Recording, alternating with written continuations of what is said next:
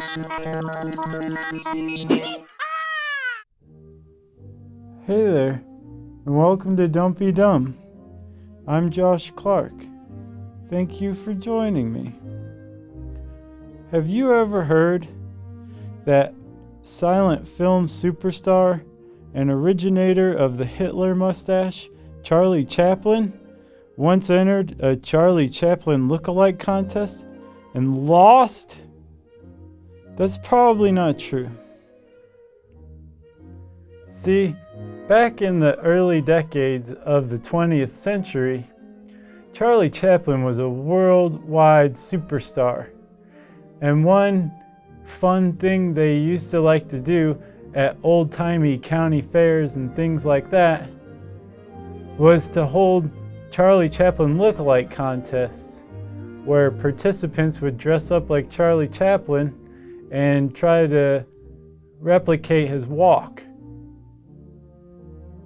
The story goes that as a joke, Charlie Chaplin entered one of these contests under an assumed name, and they didn't even make it past the first round.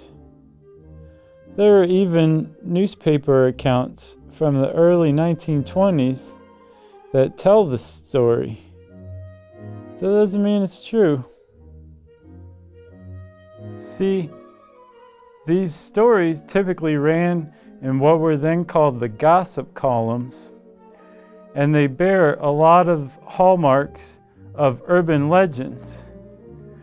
They typically are accounts that came second or third hand, although most of them do share the commonality of ultimately being attributed to originally coming from film actress Mary Pickford. The reason why a lot of historians don't think that this story is true is because more primary sources, like Charlie Chaplin's biography written by his son, don't mention this story. And you'd think they would, because it's a pretty great story. It is true, however, that Bob Hope did win a Charlie Chaplin look-alike contest way back in 1915. Do you know who Bob Hope is? So the next time somebody gives you some yarn about Charlie Chaplin losing a Charlie Chaplin look-alike contest, you set them straight and tell them Josh sent you. Thank you for joining me.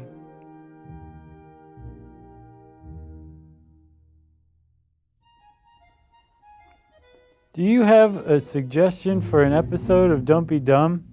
Leave it in the comments below. You can also like this video, or subscribe, or share it.